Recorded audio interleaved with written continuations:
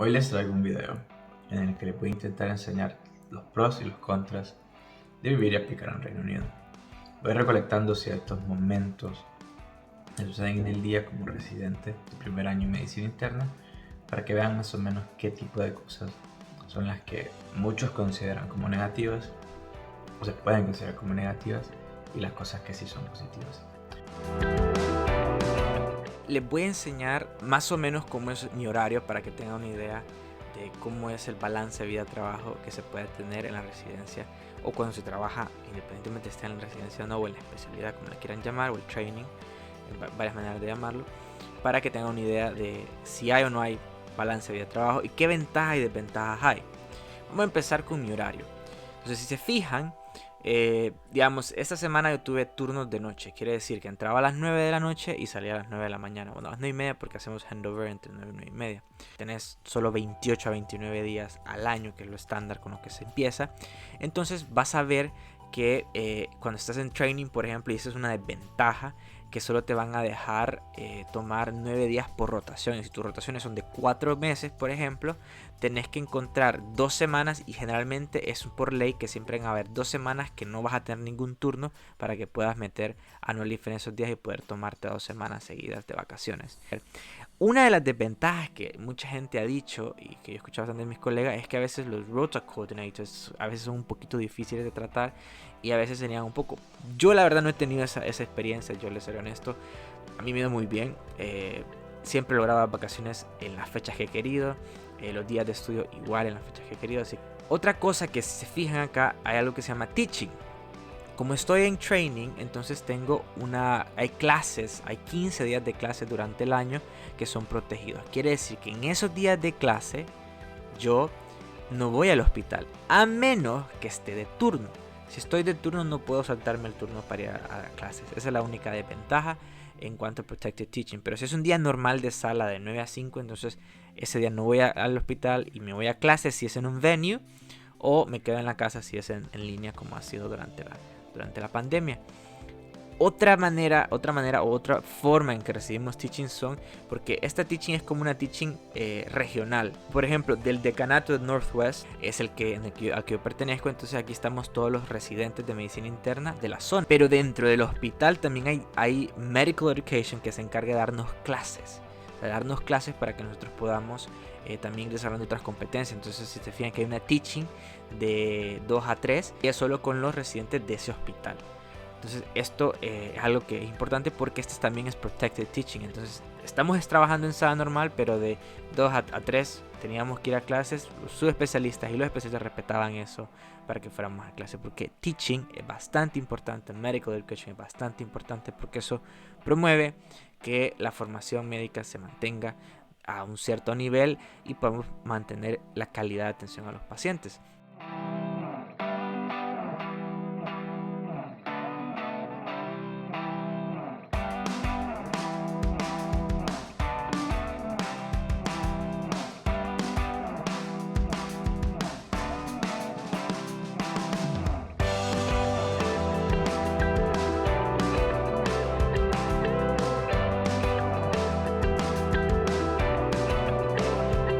Sus desventajas, yo diría, una es que a veces no puedes lograr las vacaciones en las fechas que tú deseas. Dos, es que los road coordinators a veces pueden ser un poco difíciles de abordar en cuanto a temas de vacaciones o study leave, y hablar de la study leave un poco más adelante cuando hablamos del training. Y otra desventaja es que no te puedes tomar más de 2 semanas seguidas para, por ejemplo, si toca viajar a Honduras. Entonces sabemos que el viaje a Honduras tarda más o menos un día y medio.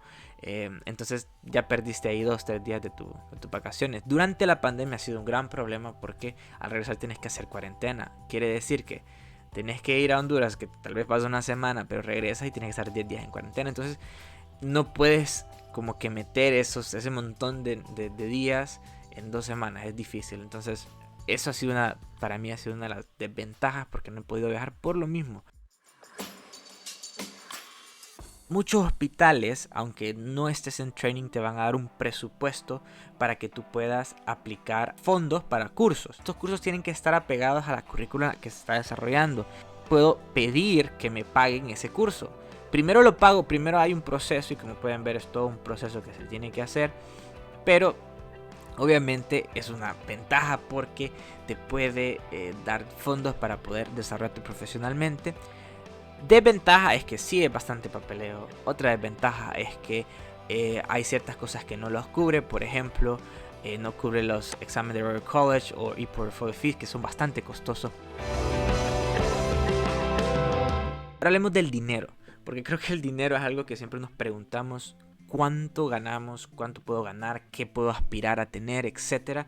Y le voy a empezar a hablar sobre cuánto se gana anualmente sin el banding. Y vamos a hablar del banding, que es como cada vez que haces on social hours, que cualquier horario antes de las 8 de la mañana o después de las 5 de la tarde es considerado on social hours, y los fines de semana obviamente.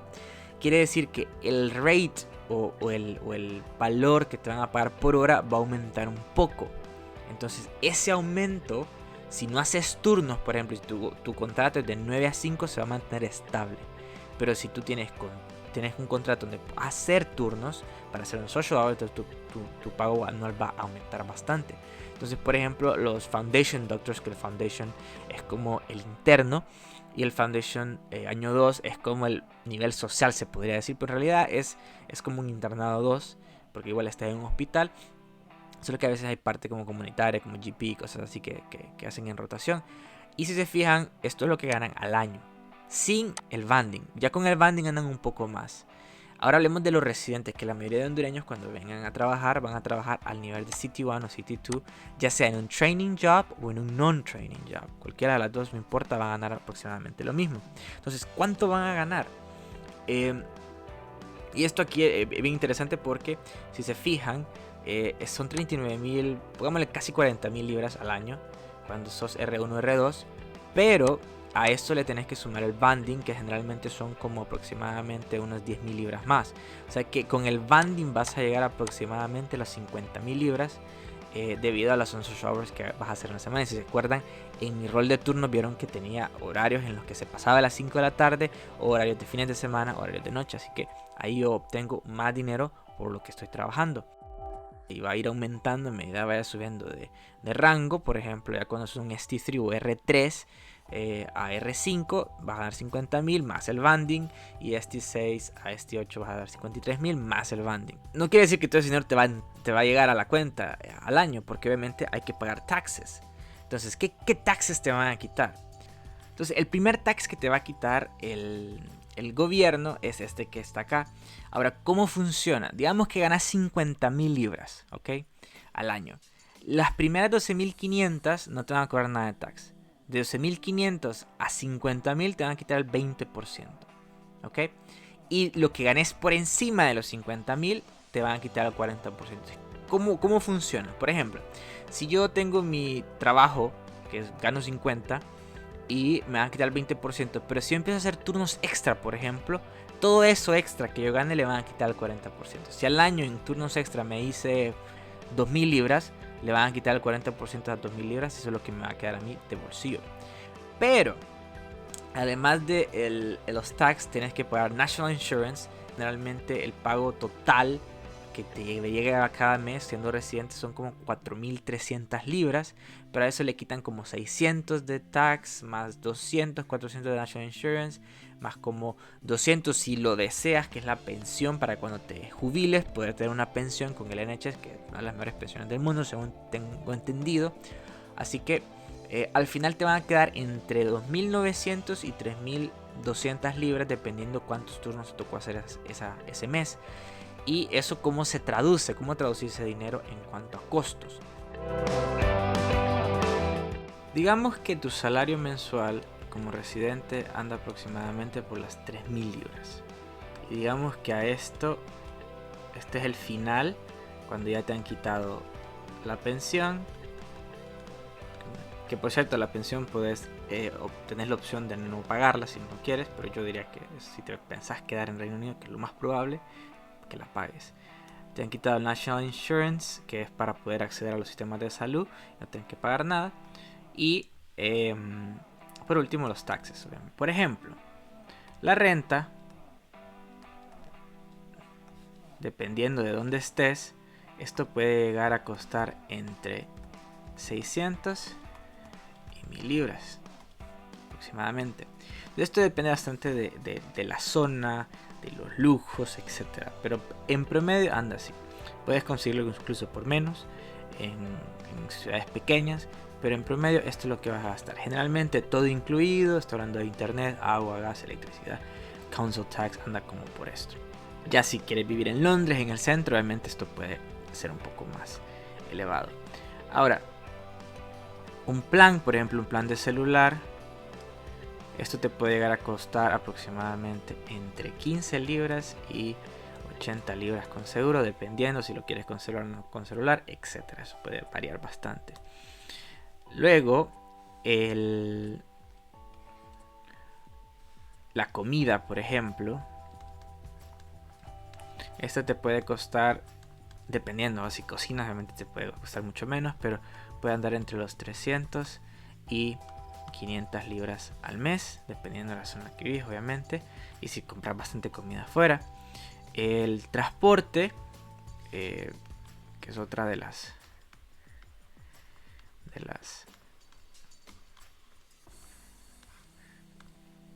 el transporte, a veces puedes comprar un pase mensual de bus y ese te puede costar dependiendo, a veces es más barato en algunas ciudades, pero en promedio te puede costar entre 80 y 100 libras al mes. O sea que eso sería más o menos tu costo en cuanto a transporte. Si tienes carro, obviamente eso puede ser menos o más. Quiere decir que en promedio vas a gastar entre 1500 y 2000 libras al mes. Eso quiere decir que de esos 3000 probablemente puedas ahorrar entre 1000 o menos de 1000 libras al mes para poder irte pensando en qué vas a invertir tu dinero y por qué es importante esta parte. Ahora, con ese dinero que ahorras mensualmente, puedes hacer muchas cosas. Puedes invertir en tu propia educación, ya sea sacando un máster o algún curso. Puedes invertir en la bolsa, mucha gente hace eso. Puedes ir ahorrando. Y ahorrando, ¿por qué? Porque aquí es donde puedes tener la oportunidad de comprarte tu propia casa. Vas a ver bastantes foundation doctors o residentes que ya tienen su casa. ¿Cómo lo hacen? Solo ocupas el 5% del costo total. También lo puedes utilizar para viajar.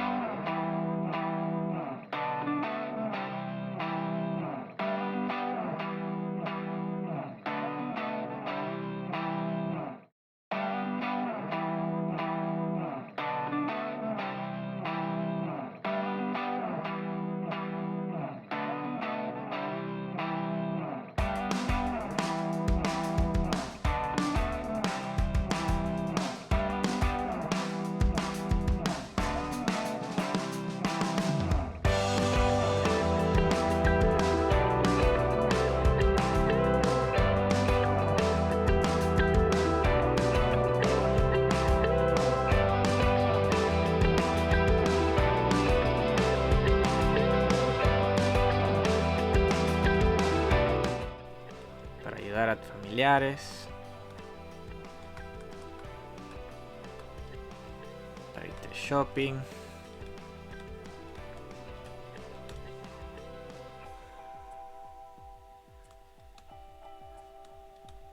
para invertir en tus hobbies.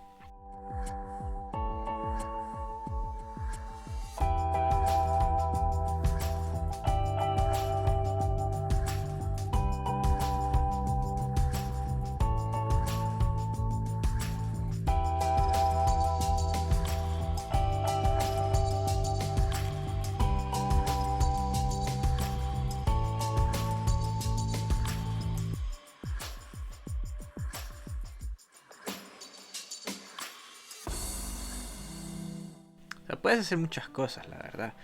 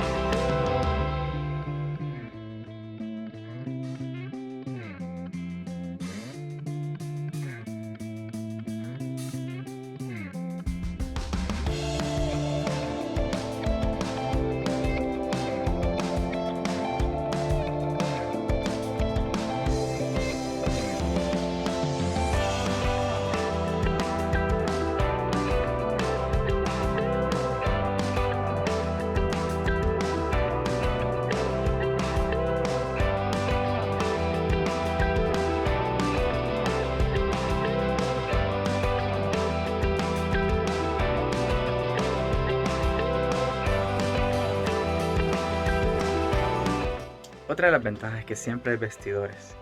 Siempre hay vestidores para poder cambiarte, hay duchas y siempre hay scrubs para poder utilizarlos en tu día a día. Esto es importante porque así no tienes que usar tu ropa. Sin embargo, depende del área en que estés trabajando. Generalmente tienes que andar de ropa normal. Bienvenidos a un turno en cardiología. Les voy a enseñar exactamente qué es lo que hago en cardiología cuando estoy de turno. La diferencia de estar en la observación de medicina interna, aquí turno solo en el departamento de cardiología. Entonces, a las 9 vengo y me entregan la guardia y esta es la oficina donde generalmente paso mi turno y espero que me llamen para ir a atender pacientes, hacer algún pendiente que esté en la sala, si algún paciente se pone mal, tengo que ir a verlo, etc. A veces hay pacientes que son transferidos desde otro hospital y tengo que ingresarlos, vienen directamente a la sala y los ingreso acá. Hay otros que, ya sea que vengan para una angiografía en la mañana o que vengan un infarto agudo de miocardio y que requieren una primary PCI.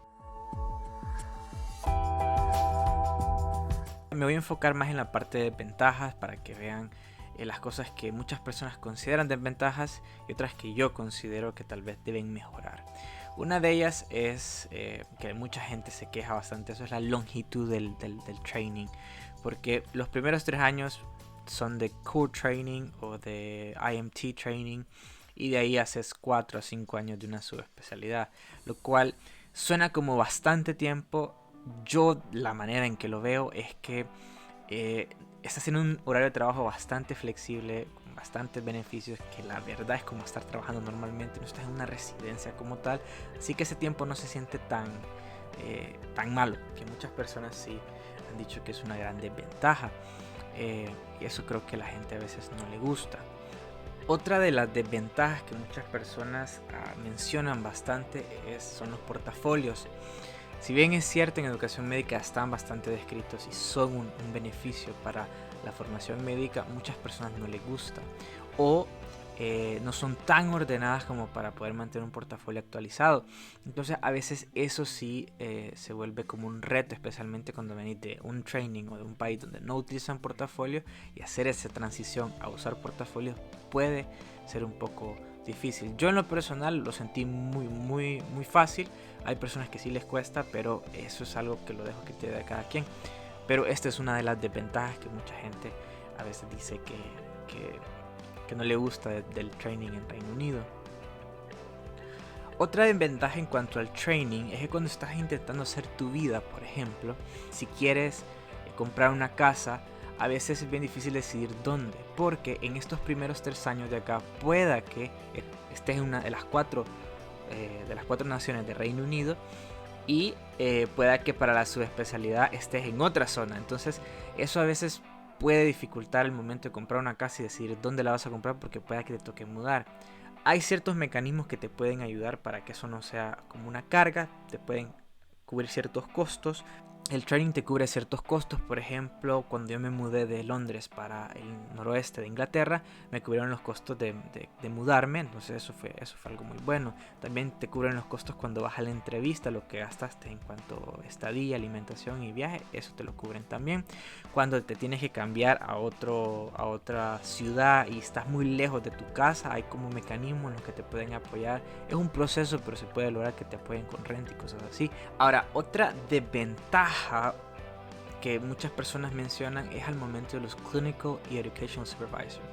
El Clinical Supervisor es el subespecialista que está encargado de ti mientras rotas por un servicio, y el Educational Supervisor es el que te supervisa durante todo un año, su especialista que está encargado de ti. Es como tu tutor. Con él vas a establecer metas al inicio de cada año para ver qué quieres desarrollar durante ese año, aparte de lo básico que tienes que desarrollar para lo que se espera que desarrolles en ese año, pero también algunas otras cosas extra en las que vos estás interesado. Por ejemplo, en mi caso yo quería desarrollar la parte de educación médica, dar clases, entonces fue uno de los objetivos que nos pusimos al inicio de año con mi tutor. Mucha gente a veces sí le ha tocado o ha tenido malas experiencias en las que su supervisor académico o clínico no es muy bueno. Y eso pasa a veces tenés sus especialistas que tal vez no les gustan mucho, nunca están disponibles, hay que estarlos siguiendo. No es tan común, pero pasa. Entonces es algo que sí puede ser algo negativo y puede impactar de alguna u otra manera tu formación. Pero en lo personal, como es un aprendizaje autodirigido en la gran mayoría de los casos, creo que depende más del trainee que del trainer. Así que es una ventaja, desventaja, de nuevo lo dejo a su criterio. Otra cosa que, por ejemplo, durante la pandemia ha tenido un gran impacto, y esto es algo que yo puedo criticar desde el punto de vista de educación médica, son las clases en línea. No todos los docentes tienen, o todos los subespecialistas que dan las clases, tienen esa habilidad para poder interactuar de manera virtual al momento de dar las clases. La gran mayoría sí, pero sí van a haber casos en que las clases no son nada interactivas, a veces son bastante aburridas, hay mucho contenido y eso a veces tiende a aburrir o tiende como a perder el interés de los estudiantes o de los residentes.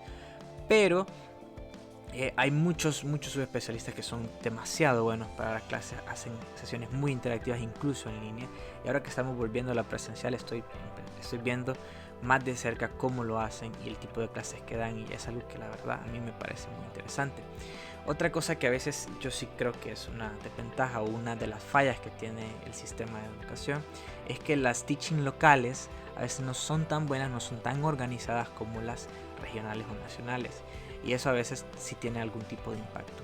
Pero en general creo que está a un buen nivel y yo no podría decir que es como una gran desventaja, pero definitivamente es algo a considerar. Una de las desventajas es que sí, a veces hay poco personal, hay shortage de personal, y esto sí ha sido algo que se ha hablado bastante. Entonces a veces las salas están con poco personal. Obviamente comparado a Latinoamérica es nada que ver, pero sí hay algún nivel de grado de falta de personal, por ejemplo médicos, enfermeras. Siempre va a haber alguien a quien llamar, pero a veces sí te puedes sentir como que no tienes ese apoyo, y eso es algo que sí muchos colegas se han quejado de eso, y a veces yo lo he notado, a veces sí pasa. No es tan común, pero sí sucede. Varía de región a región. Hay hospitales que son comparados a los tops, no son tan buenos, entonces obviamente eso tiene un impacto en la calidad de la atención del paciente. Pero de nuevo, si lo comparas con Latinoamérica, están años luz. Lo malo de aquí sería fenomenal en Latinoamérica. Entonces, ese tipo de cosas a veces cuando venís de afuera es bien difícil verlas de esa manera como negativas, porque obviamente venís de un sistema de salud colapsado a un sistema de salud que no está colapsado, que tiene recursos. Bueno, espero que lo hayan disfrutado. La verdad no encontré muchas cosas negativas hasta el momento. Siempre he dicho que lo que puede haber negativo es una oportunidad para innovar. Creo que hay más cosas positivas que las negativas que se pueden encontrar. Las negativas se pueden resumir en la longitud de los programas de training, a veces que hay shortage de personal, a veces también lo de estarte mudando cada año por diferente hospital que te toca rotar, lo de la casa que no sabes dónde puedes comprarla. Los costos al momento de aplicar yo creo que son bastante competitivos en comparación a otros países. Los exámenes, en mi opinión, creo que son bastante accesibles.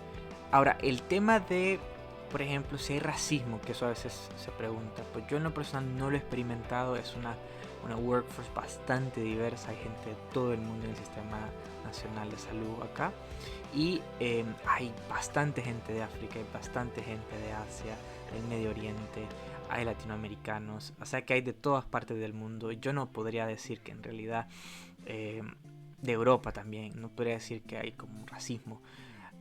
Y que hay alguna preferencia por los locales, yo no podría decir eso, hasta la fecha no lo he visto, entonces no puedo decir que eso existe. En cuanto al trato con las enfermeras, con los demás compañeros, la verdad es bastante cordial, hay bastante respeto. Es bien raro que alguien ande de malas. Ventajas hay muy pocas, hasta la fecha he visto muy pocas. Son cosas más de educación médica que yo considero que deben mejorar, más de metodologías, más de contenido, pero en realidad la estructura general que tiene el sistema de training es bastante robusto, es muy buena. Por ejemplo, te paga una institución nacional que es Health Education England, no te paga el Ministerio de Salud. Entonces eso presiona al Ministerio de Salud a tener las condiciones adecuadas para que vos puedas entrenarte en sus hospitales. Dejen sus preguntas en los comentarios de qué les gustaría saber sobre el Reino Unido para poder ir haciendo más videos sobre eso. Y voy a empezar a subir más clases, teachings o videologs sobre cosas que hago durante el día, más que todo para que tengan una idea de cómo es ser residente acá y motivarlos para que pues, lo intenten y que no crean que es imposible hacerlo, porque no lo es. Solo echarle ganas y dar tu mejor esfuerzo, y estoy seguro que lo puedes lograr. Así que si tienen dudas, también les dejo en la descripción los links para videos de cómo es el proceso, el link para mi blog para que vean cómo es el paso a paso y vayan empapándose del tema antes de aplicar. Así que nos vemos en otro video.